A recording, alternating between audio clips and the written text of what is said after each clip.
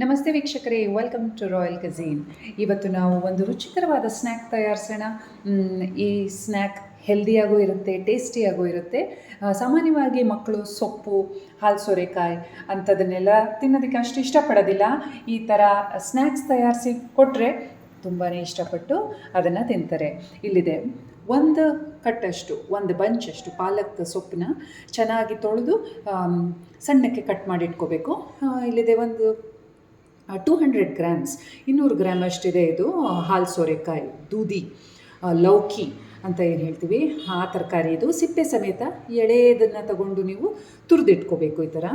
ಮತ್ತು ಬೇರೆ ಸಾಮಗ್ರಿಗಳೇನು ಬೇಕು ಅಂತ ನೋಡೋಣ. ಇಲ್ಲಿದೆ ಅರ್ಧ ಕಪ್ಪಷ್ಟು ಅಕ್ಕಿ ಹಿಟ್ಟು, ಅರ್ಧ ಕಪ್ಪಷ್ಟು ಓಟ್ಸ್ ಹಿಟ್ಟು. ಏನು ಮಾಡಿದ್ದೀನಿ ಅಂದರೆ, ನಾನು ಅರ್ಧ ಕಪ್ ಓಟ್ಸ್ನ ತಗೊಂಡು, ರಾ ಓಟ್ಸ್, ಅದನ್ನೇನು ಫ್ರೈ ಮಾಡಿಲ್ಲ, ಏನೂ ಮಾಡಿಲ್ಲ, ಅದನ್ನು ಡೈರೆಕ್ಟಾಗಿ ಮಿಕ್ಸರ್ ಜಾರ್ಗೆ ಹಾಕಿ ಪೌಡರ್ ಮಾಡ್ಕೊಳ್ಳೋದು. ಅರ್ಧ ಕಪ್ ಓಟ್ಸ್ನ ತೊಗೊಂಡು ಪುಡಿ ಮಾಡ್ಕೊಳ್ಳೋದು. ಇಲ್ಲಿದೆ 1/4 ಕಪ್ಪಷ್ಟು ಬೇಸನ್ ಕಡಲೆ ಹಿಟ್ಟು.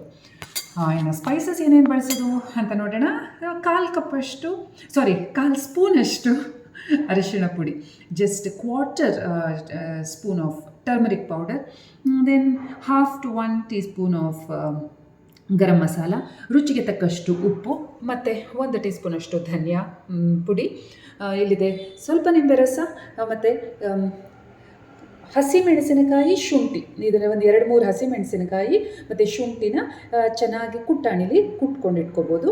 ನೀವಿಲ್ಲಿ ಹಸಿಮೆಣಸಿನಕಾಯಿ ಬಳಸಲ್ಲ ಅಂದರೆ ಚಿಲ್ಲಿ ಫ್ಲೇಕ್ಸ್, ಒಣಮೆಣಸಿನಕಾಯಿದು ಫ್ಲೇಕ್ಸ್ನ ಕೂಡ ಬಳಸ್ಬೋದು. ಮತ್ತು ಜಸ್ಟ್ 1/4 ಟೀ ಸ್ಪೂನಷ್ಟು ಬೇಕಿಂಗ್ ಸೋಡಾ. ನಾವು this is a steamed recipe. First ಇದನ್ನು ನಾವು ಸ್ಟೀಮ್ ಮಾಡ್ತೇವೆ, ನಂತರ ಅದನ್ನು ಶಾಲೋ ಫ್ರೈ ಕೂಡ ಮಾಡಿ ಸರ್ವ್ ಮಾಡ್ಬೋದು ಚಟ್ನಿ ಅಥವಾ ಕೆಚಪ್ನ ಜೊತೆಗೆ. ತುಂಬಾ ರುಚಿಯಾಗಿರುತ್ತೆ. ಮಳೆಗಾಲದಲ್ಲಿ ಆ್ಯಪಿಟೈಸರ್ ಆಗಿಯೂ ಕೂಡ ತಿನ್ಬೋದು, ತುಂಬಾ ಚೆನ್ನಾಗಿರುತ್ತೆ. ಫಸ್ಟ್ ಸ್ಟೆಪ್, ಇಲ್ಲಿ ಸೊಪ್ಪು ಮತ್ತು ತರಕಾರಿನ ತೊಗೊಂಡಿದ್ದೀವಿ. ನಾವೀಗ ಸ್ಪೈಸಸ್ನ ಆ್ಯಡ್ ಮಾಡಬೇಕು. 1 by 1 ಆ್ಯಡ್ ಮಾಡೋಣ. ಇಲ್ಲಿದೆ ಅರಿಶಿನ ಪುಡಿ ಸ್ವಲ್ಪ ಹಾಕೋಣ, ಮತ್ತು ಸ್ವಲ್ಪ ಗರಂ ಮಸಾಲ. ನಿಮಗೆ ಬೇಕು ಇದ್ದರೆ ಚಾಟ್ ಮಸಾಲ ಕೂಡ ಬಳಸ್ಬೋದು, ಆದರೆ ನಾನಿಲ್ಲಿ ಬಳಸ್ತಾ ಇಲ್ಲ, ನೀವು ಹಾಕ್ಬೋದು. ಮತ್ತು ನಾವು ಸ್ವಲ್ಪ ಇದಕ್ಕೆ ಧನಿಯಾ ಪುಡಿನೂ ಹಾಕೋಣ.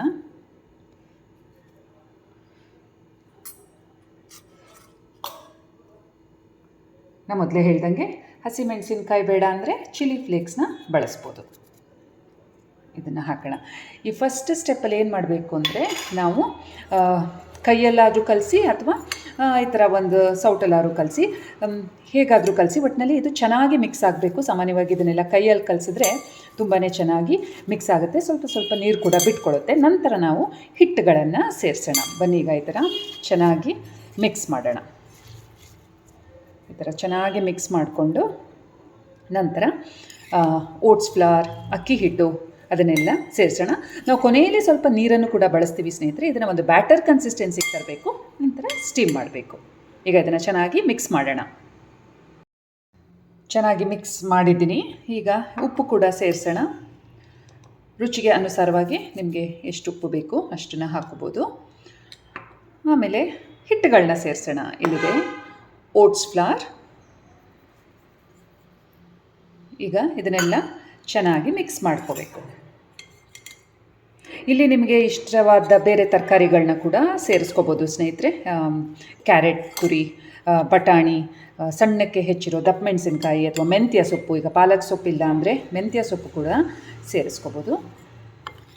ಈಗ ಇದನ್ನು ಮಿಕ್ಸ್ ಮಾಡೋಣ. ನಂತರ ಹಾಕೋಣ ಸ್ವಲ್ಪ ಅಕ್ಕಿ ಹಿಟ್ಟು. ನೋಡ್ಕೊಳ್ಳಿ, ಅರ್ಧ ಕಪ್ಪಷ್ಟು ಹಿಡ್ಸಲ್ಲ ಅಂದರೆ 1/4 ಕಪ್ಪೇ ಸಾಕು. ನೋಡಿಕೊಂಡು ಮಿಕ್ಸ್ ಮಾಡ್ಕೊಳ್ಳಿ. ನಾವು ಅರ್ಧ ಕಪ್ ನೀರು ಕೂಡ ಸೇರಿಸ್ತೀವಿ ಲಾಸ್ಟಲ್ಲಿ.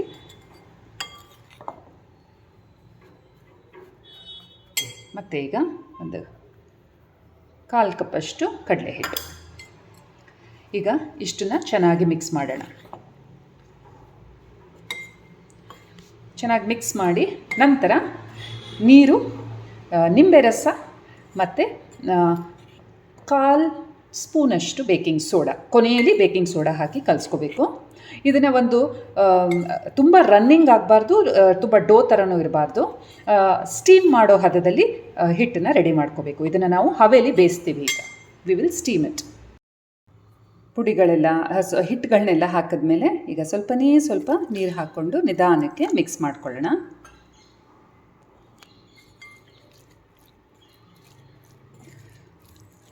ಒಂದು ಅರ್ಧ ಕಪ್ ನೀರು ತೊಗೊಳುತ್ತೆ ಅಷ್ಟೇ.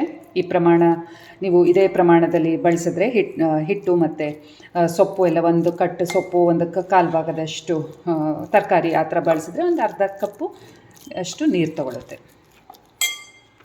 ಸ್ವಲ್ಪನೇ ಹಾಕಿ ಚೆನ್ನಾಗಿ ಮಿಕ್ಸ್ ಮಾಡ್ಕೊಳ್ಳಿ. ನಂತರ ಲಾಸ್ಟಲ್ಲಿ ನಿಂಬೆ ರಸ, ಅರ್ಧ ಕಡಿ ನಿಂಬೆ ರಸ, ಸ್ವಲ್ಪ ಬೇಕಿಂಗ್ ಸೋಡಾ ಹಾಕಿ ಮಿಕ್ಸ್ ಮಾಡ್ಕೋಬೇಕು. ಇಲ್ಲಿ ನಮ್ಮ ಸ್ಟೀಮರ್ ಕೂಡ ರೆಡಿ ಆಗ್ತಾಯಿದೆ. ಒಂದು ಪಾತ್ರೆಗೆ ನೀರು ಹಾಕಿ ಒಂದು ರಿಂಗ್ ಹಾಕಿ ಈ ಥರ ಕ್ಲೋಸ್ ಮಾಡಿಟ್ಕೊಳ್ಳಿ. ನೀರು ಚೆನ್ನಾಗಿ ಬಿಸಿ ಆಗಲಿ. ಇದು ನಮ್ಮ ಸ್ಟೀಮರ್. ಇಲ್ಲದೆ ಕ್ರೀಸ್ಡ್ ಟಿನ್, ನೀವು ಈ ಥರ ಬೇಕಿಂಗ್ ಟಿನ್ ಇಲ್ಲ ಅಂದರೆ ಸ್ಟೀಲ್ ಪಾತ್ರೆ ಅಂದರೆ ಅಗಲ ಬಾಯಿರೋ ಸ್ಟೀಲ್ ಪಾತ್ರೆಯಲ್ಲಿ ಕೂಡ ಇದನ್ನು ನೀವು ಸ್ಟೀಮ್ ಮಾಡ್ಬೋದು. ಇಲ್ಲಿ ಚೆನ್ನಾಗಿ ಎಣ್ಣೆ ಅಥವಾ ತುಪ್ಪ ಹಾಕ್ಕೊಳ್ಳಿ. ಈಗ ಇಲ್ಲಿದೆ ನಮ್ಮ ಮಿಕ್ಸ್ಚರ್. ಲಾಸ್ಟಲ್ಲಿ ನಾವು ಇದಕ್ಕೆ ಸೇರಿಸ್ತೇವೆ ಅರ್ಧ ಕಡಿಯಷ್ಟು ನಿಂಬೆ ರಸ ಮತ್ತು ಒಂದು ಕಾಲು ಭಾಗದಷ್ಟು ಬೇಕಿಂಗ್ ಸೋಡಾ. ಈಗ ಇದನ್ನು ಚೆನ್ನಾಗಿ ಮಿಕ್ಸ್ ಮಾಡಿ ನಂತರ ನಾವು ಈ ಟಿನ್ಗೆ ಇದನ್ನು ಟ್ರಾನ್ಸ್ಫರ್ ಮಾಡಿ ಸ್ಟೀಮ್ ಮಾಡೋಣ. ಈ ಸಮಯದಲ್ಲಿ ನೀವು ಉಪ್ಪು ಖಾರನ ಚೆಕ್ ಮಾಡ್ಕೋಬೋದು. ಬೇಕು ಅಂದರೆ ಅಚ್ಕಾರ ಪುಡಿ ಸೇರಿಸ್ಕೋಬೋದು, ಇಲ್ಲ ಹಸಿಮೆಣಸಿನ್ಕಾಯಿ ಇನ್ನೊಂದು ಸ್ವಲ್ಪ ಹಾಕಬೇಕು ಅಂದರೂ ಕೂಡ ಈ ಟೈಮಲ್ಲಿ ಅಡ್ಜಸ್ಟ್ ಮಾಡ್ಬೋದು. ನಿಮ್ಮ ಟೇಸ್ಟ್ಗೆ ಅನುಸಾರವಾಗಿ ಏನೇನು ಸರಿ ಹೆಚ್ಚು ಮಾಡಬೇಕು ಅಂದರೂ ಈಗ ಮಾಡ್ಬೋದು. ಮಿಕ್ಸ್ಚರ್ನ ಗ್ರೀಸ್ಡ್ ಟಿನ್ಗೆ ಟ್ರಾನ್ಸ್ಫರ್ ಮಾಡಿದ್ದೀನಿ ಸ್ನೇಹಿತರೆ. ಈಗ ಇದಕ್ಕೆ ನೀವು ಮೇಲೆ ಈ ಥರ ಎಳ್ಳನ್ನು ಉದುರಿಸ್ಬೋದು. ಪ್ರಿಟಿಯಾಗಿ ಕಾಣುತ್ತೆ, ಚೆನ್ನಾಗಿ ಕಾಣುತ್ತೆ. ಈ ಥರ ಎಳ್ಳನ್ನು ಉದುರಿಸ್ಬೋದು, ಇಲ್ಲ ಸೀಡ್ಸ್ನ ಉದುರಿಸ್ಬೋದು. ನಿಮಗೆ ಪಂಪ್ಕಿನ್ ಸೀಡ್ಸ್ ಆ ಥರ ಏನಾರು ಇದ್ದರೆ ಅದನ್ನು ಕೂಡ ಈ ಥರ ಸ್ಪ್ರಿಂಕಲ್ ಮಾಡ್ಬೋದು. ಮತ್ತು ಸ್ವಲ್ಪ ಅಚ್ಕಾರ ಪುಡಿನೂ ಈ ಥರ ನೀವು ಹಾಕ್ಬೋದು. ಸಣ್ಣಕ್ಕೆ ಹೆಚ್ಚಿರೋ ಕೊತ್ತಂಬರಿ ಸೊಪ್ಪು ಕೂಡ ಹಾಕ್ಬೋದು. ನಿಮಗೆ ಯಾವ ರೀತಿ ಬೇಕೋ ಆ ಥರ ಮಾಡ್ಬೋದು. I appeal and it adds to the flavor also. This is a healthy snack, ಯಾಕೆಂದರೆ ನಾವು ಇದನ್ನು ಸ್ಟೀಮ್ ಮಾಡ್ತಿದ್ದೀವಿ. ನಂತರ ಶಾಲೋ ಫ್ರೈ ಮಾಡೋಣ. ನಾವು it's ready to go to the steamer. ಇಲ್ಲಿ ನಮ್ಮ ಸ್ಟೀಮ್ಡ್ ಡಿಶ್ ಆಲ್ಮೋಸ್ಟ್ ತಯಾರಾಗಿದೆ ಸ್ನೇಹಿತರೆ. ಇದು ನಾನು ಅಂದ್ಕೊಂಡಿದ್ದಕ್ಕಿಂತ ಜಾಸ್ತಿ ಟೈಮ್ ತೊಗೊಳ್ತು. ಅಪ್ ಟು 18 ಮಿನಿಟ್ಸ್, ಒಂದು 18 ನಿಮಿಷಗಳ ಕಾಲ ನಾನು ಇದನ್ನು ಸ್ಟೀಮ್ ಮಾಡಿದೆ. ನೀವು ಈ ಥರ ಹಾಕಿ ನೋಡ್ಬೋದು. ನೋಡಿ, ಈ ಥರ ಕ್ಲೀನಾಗಿ ಬಂದರೆ ಆಗಿದೆ ಅಂತ. ಇದು ಆಲ್ಮೋಸ್ಟ್ ಆಗಿದೆ. ಸ್ವಲ್ಪ ಅದು ತರಕಾರಿಗಳು ರಸ ಬಿಡುತ್ತೆ. ನಾನು ಹಾಕಿರೋದು ಹಾಲು ಸೋರೆಕಾಯಿ, ಅದು ಸ್ವಲ್ಪ ನೀರು ಬಿಟ್ಕೊಂಡಿರುತ್ತೆ. ಆ ಥರ ಅದಕ್ಕೆ ಈ ಥರ ಸ್ವಲ್ಪ ಸ್ಟಿಕ್ ಆಗಿದೆ. Otherwise this is done. ನಾವು ಈಗ ಇದನ್ನು ಆಚೆ ತೆಗೆದು ತಣ್ಣಗಾಗೋಕ್ಕೆ ಬಿಡೋಣ. ನಂತರ ಡಿಮೋಲ್ಡ್ ಮಾಡಿ ಕಟ್ ಮಾಡೋಣ. ಕಟ್ ಮಾಡಿದ್ಮೇಲೆ ಡೈರೆಕ್ಟಾಗಿ ಚಟ್ನಿ ಜೊತೆ ಅಥವಾ ಕೆಚಪ್ ಜೊತೆ ತಿನ್ಬೋದು, ಇಲ್ಲ ಶಾಲೋ ಫ್ರೈ ಮಾಡಿ ಕೂಡ ಸರ್ವ್ ಮಾಡ್ಬೋದು. ಇದು ತಣ್ಣಗಾಗಿದೆ ಸ್ನೇಹಿತರೆ. ಈಗ ಡಿಮೋಲ್ಡ್ ಮಾಡೋಣ. ಡಿಮೋಲ್ಡ್ ಮಾಡೋದು ತುಂಬ ಸಿಂಪಲ್. ಈಗ ಒಂದು ಪ್ಲೇಟ್ನ ಈ ಥರ ಮುಚ್ಚೋಣ. ಇದ್ರ ಮೇಲೆ ಅಪ್ಸೈಡ್ ಡೌನ್ ಮಾಡೋಣ. ನೀಟಾಗಿ ಡಿಮೋಲ್ಡ್ ಆಗುತ್ತೆ.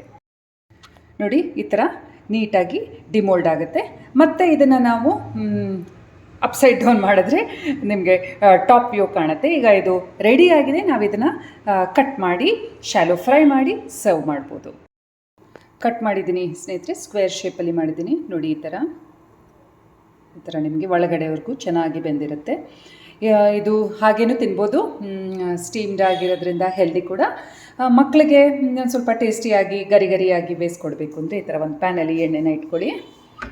ಒಂದು ಸ್ವಲ್ಪ ಎಣ್ಣೆ ಚೂರು ಬಿಸಿ ಆದಮೇಲೆ ಇದನ್ನು 1 by 1 ನಾವು ಪ್ಯಾನಲ್ಲಿ ಇಡೋಣ. ಮತ್ತು 2 ಸೈಡುವೆ ಗೋಲ್ಡನ್ ಬ್ರೌನ್ ಆಗೋವರೆಗೂ ಇದನ್ನು ಬೇಯಿಸ್ಕೊಳ್ಳೋಣ. ಇಲ್ಲಿ ನಮ್ಮ ಟಿಕ್ಕಿಗಳು ನೋಡಿ ಸ್ನೇಹಿತರೆ ಚೆನ್ನಾಗಿ ಶಾಲೋ ಫ್ರೈ ಆಗ್ತಾಯಿದೆ. ಈ ಥರ ಒಂದು ಫೋರ್ಕ್ ಇಟ್ಕೊಳ್ಳಿ, ಈಸಿ ಆಗುತ್ತೆ. ಆ ಕಡೆ ಈ ಕಡೆ ತಿರುವು ಹಾಕಿ 2 ಕಡೆನೂ ಚೆನ್ನಾಗಿ ಬೇಯಿಸ್ಕೊಳ್ಳಿ. ಹೆಲ್ದಿಯಾಗಿದೆ, ಬೇಗ ತಯಾರಾಗುತ್ತೆ. ಸೊಪ್ಪು, ಕೆಲವು ತರಕಾರಿಗಳನ್ನ ಮಕ್ಕಳು ತಿನ್ನಲ್ಲ ಅಂದರೆ ಈ ಥರ ಮಾಡ್ಕೊಡ್ಬೋದು. ನಾವಿಲ್ಲಿ ಓಟ್ಸ್ ಹಿಟ್ಟನ್ನ ಬಳಸ್ತಾ ಇರೋದು, ಅದು ಕೂಡ ಆರೋಗ್ಯಕ್ಕೆ ಒಳ್ಳೆಯದು. ಮತ್ತು ಅಕ್ಕಿ ಹಿಟ್ಟು, ಕಡಲೆ ಹಿಟ್ಟಿನ ಪ್ರಮಾಣ ತುಂಬ ಕಡಿಮೆ.